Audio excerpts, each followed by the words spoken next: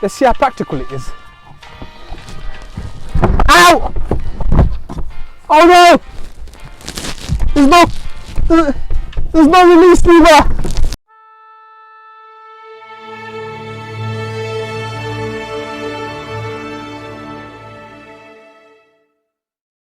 Welcome to Nitty. My name is Mizan, and today I've got a Mini Countryman JCW for you guys. This is the white silver edition, and only 300 of these were ever made. This is the largest Mini in production as well, by the way. So what exactly is this? I bet a lot of you thinking Mini only make 3-door and 5-door hatchbacks and that's it. But Mini's actually branched out and they make crossover SUVs like this. Now in terms of looks, let's be honest, it's like a Mini 5-door that's got a peanut allergy that's just eating a Snickers bar. It's just bloated for no reason, you know? So now let's talk about power.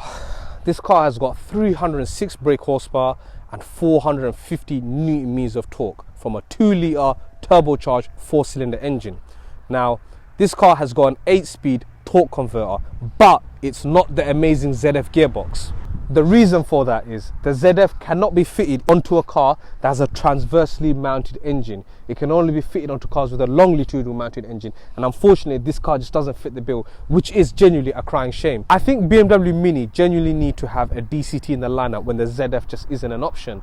This gearbox has been known not to be the best. This car is also 4-wheel drive, and it's got a Torsen mechanical diff which sends power to the wheel with the most traction. As this is a limited edition car, you can't get one at the moment. But if you wanted a normal JCW Countryman, you can pick one up from 30 grand, alright? That's with a 306 brake horsepower. Now, you can pick this up brand new from a showroom as well. Not this one, a normal one. And the base price of that is around 38 grand. Now, the thing about Minis is brand new, they don't come with a lot of options. So when you start adding the comfort creatures that you need, it can quickly rise to around 50 grand. But that's where dealer contributions come in. And the likes of TRL deals and BIMA deals, they come in and they can give you a quite good discount on your car. If this car had to be valued though, right now, it's worth around 38 grand. And that's with the miles that's already been put on the car. As you guys know, I own an M140i F20. And this car underneath is exactly the same as the F40 M135i X-Drive, alright? It's exactly the same under. Now, this is the funny part. The owner of this car, just before he bought this, used to own an M140i. And you all know what I think about that car. I love it. Now, apparently, this engine, which is called the B48, is the same engine as the B58, which is in the M140i, but with just 2 cylinders chopped off. That's a very bold claim. We're going to find out today, aren't we? Now, the reason why he moved from the M140i to this is because of boot space and rear space. So do you know what? For the first time, let's check out the boot. So now I'm going to channel my inner Matt Watson and get into the boot.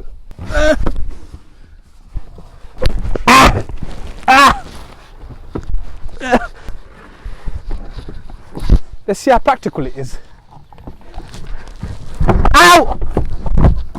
Oh no! There's no release lever! He's got a child lock on the rear doors. How the hell am I gonna get out? Even the front doors are locked. Ah,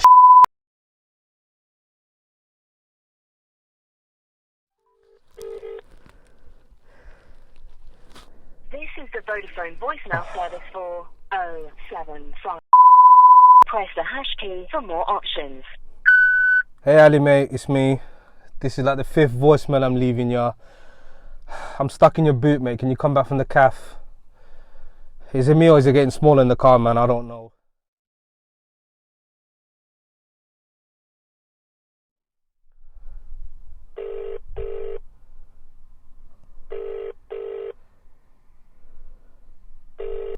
I'm coming. Well, you got my voicemail? Yeah, I just listened to it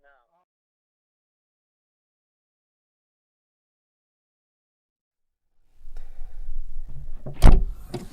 Bro, what are you doing in my boot? Call me an ambulance. So it turns out it is quite practical. You can keep a grown man captive for a couple of hours. This car has got absolutely no modifications to talk about because it's literally a brand new car. I mean, he'd be a fool to really modify, wouldn't he? But it has got a lot of spec, especially because it's the limited edition car. So that's what I'm going to talk about now. So, firstly, the entire car is de-chromed. The front grille, the surround around headlights, roof bar, badges, you name it, it's all gloss black. The car has subtle red touches all over, ranging from the grille again to the roof, door mirrors and other little splashes.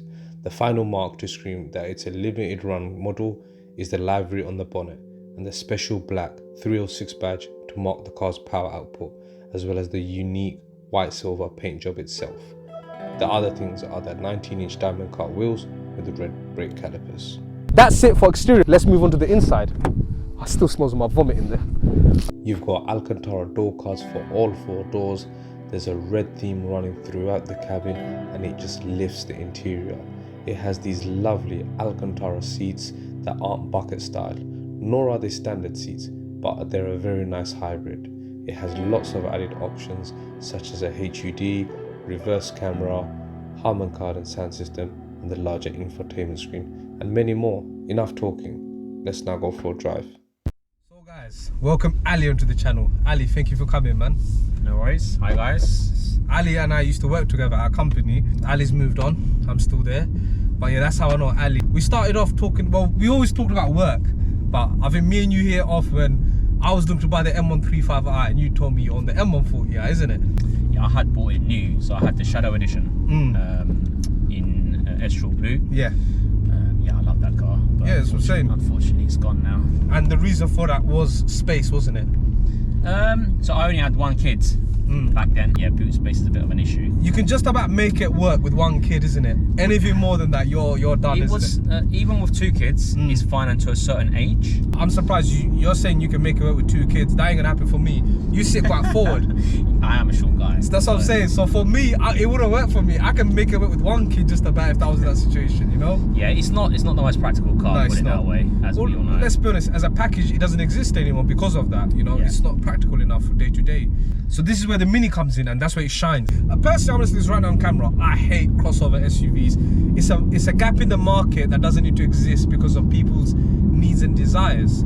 Because like, for example, when I think about the Duke, yeah, even the Qashqai technically is a crossover. It's not that big inside, is it? Like, and they're some of the best selling cars in the UK. And I don't like those cars. I mean, even right now, if you were to ask me, an SUV or an estate, I'll take the estate. Don't think about an SUV, but right now you're sitting higher up a bit more. You've got a good view out. I know what you're saying. I know what you're saying. The feeling of higher up. It's the feeling of a bit more comfort. It's that feeling of accomplishment. That's what you're going after. For me, 4x4s, it's got to be a Range Rover, you know? Or you got a Cullinan or a Bentayga. You know, those what come into my head when I think about 4x4s personally, you know? As nice as these are, I don't know, I'd rather have something like a fast estate, like a 335D estate. So this car, supposedly being the B40i, 2 cylinders chopped off, is that just a marketing ploy? Be honest. What do you think? Be honest. So you do feel the absence of 2 less cylinders? Yep. High end or low end? Both. Okay. Both. You're being honest, I appreciate that. So there is that slight, sometimes hesitance, some delay when you're trying to pull out from a junction or a roundabout or something. Yeah. The instantness that there was always there in the B58, the B58 is absent here. Got it. But once this gets going, this, don't get me wrong, this is a very, very capable car. Okay. How's the gearbox then? Because the ZF is I'll be really, really honest with you. I've not noticed a difference. I think this is a really, really good gearbox. Really? Yep. I had a ZF in 3 previous BMW cars. Yeah, you have. But hold on, but let's not count the E90 because that's a ZF 6-speed, which is a really old one. Yes, that's true. Let's look at the 4 Series and the M140 exactly. And there was ZF 8 speeds. Now the reason why I mentioned that is because there's been lots of, you know, drag races and whatnot. Like M135i versus S3 Golf-R, which have all got DSGs, right? The M135i has got the same power than on paper, but it's about, I think that gearbox is unable to put the power down as well as the DCT. But the ZF is such a good torque converter, it's beyond a joke, and you know that. So I've been a loyal BMW fan because of the May because of the way it makes me feel when I'm driving a car. So before, when I was obviously younger, driving a car was part of an enjoyment. Yeah. And Still should be. it's to an extent, of course it is. Like when I was even younger, when you get into a BMW, it just puts a smile on your face every single time. For me, it comes down to engine. That's it. If it's down to engine, maybe it's the rear-wheel drive system. Yeah, whatever floats your Whether it's boats. the gearbox, steering, Yeah. I don't know. But at the end of the day, that badge is loved by people like me and you because it's the way it makes us feel. I agree. I have to say this though, comfort-wise, this car has been spectacular. I have to say. What do you think of the comfort? It has been pretty good. These seats are quite comfortable as well. Suspension, I can tell it's on the firmer side, but it's not. It is. It's not harsh stiffness. It's actually a very nice medium. These are on 19s. This exactly. That's what I'm saying. It's stiff, but it's not that douche where I can feel every stone chip on the floor. What about the interior? Yeah, cabin quality? interior, I can tell it's. Imagine you bought a salvage BMW and you're trying to put it back together, and you're like, I'm not paying them for the dashboard. They're charging too much, and you just put it back together, and this is what you end up with. Because I can tell it's a BMW. That when I look at the iDrive, it just screams BMW. You know? Yeah. There's just so many things. Yeah. But I guess that's good. That familiarity is what keeps people like you loyal. Exactly. I think it's very well put together. It is. I've not heard no creaks, squeaks, The quality is been really good, and that's what I look out for now. Maybe it's call it with age or whatever. So Ali's now going to put the car into sports mode, and he's going to show me what the. You see that, yeah? Yeah, the ambient light just turned red around this.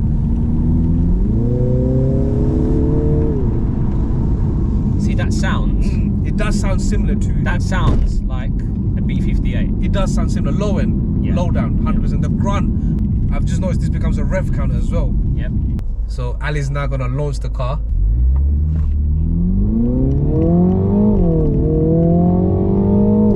Look, if you can feel the gearbox is letting you down. Look, I told you, didn't I? The ZF. See, I think when you really push the gearbox, that's when it comes in. You felt that. Yeah. So obviously day to day, gearbox is perfectly fine. But I think when you put this gearbox, I'm only doing that once a year. I agree. Wow, that gear change is so jerky for a torque converter. You know what I've noticed about the noise? Very similar to what Golf has and S3 sound, obviously because it's a 4-cylinder. But when it gets to that point when it needs to shift, my ear's waiting for a DSG bank. I'm waiting for it, but then I don't hear it, and it does like the drama. I think it will move when you need it to. I think it's very fun. Once you drive it, you'll see what I mean.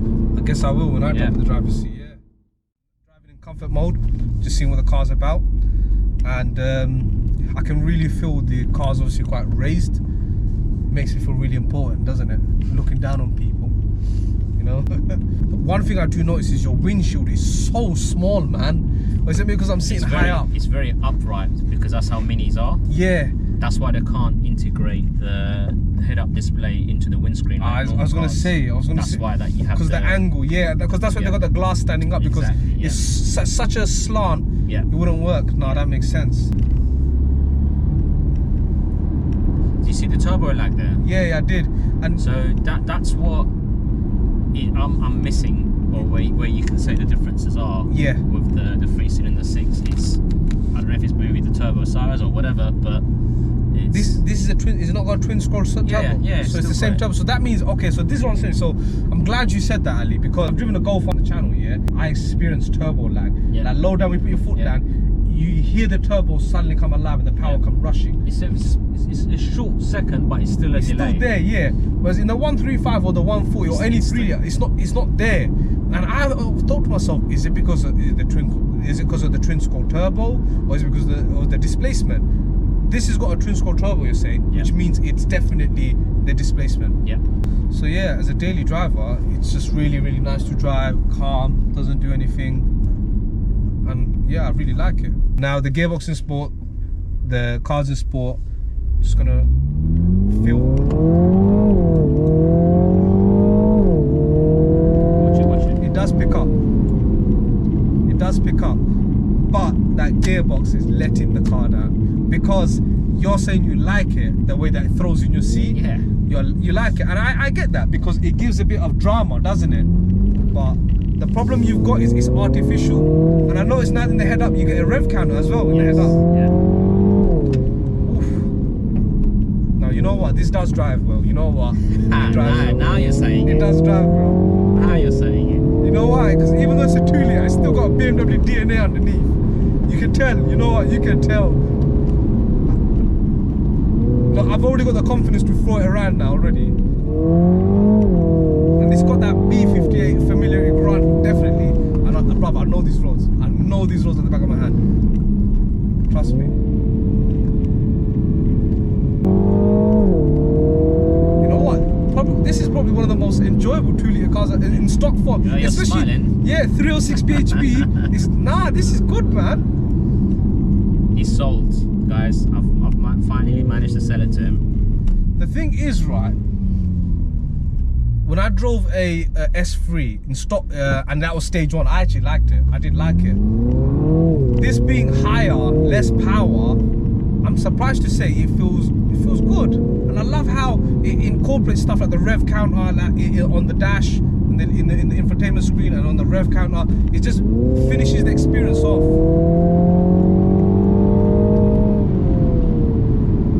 This is definitely a good change, because you know what, the other thing as well, a lot of people always say the natural progression from an M140i is either an M2 or an M3 M4, or it's a X3 M40i. That's always said as the natural progression for owners that drive those kind of cars.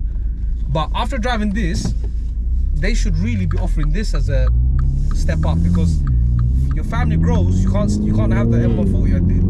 I think this needs to be considered.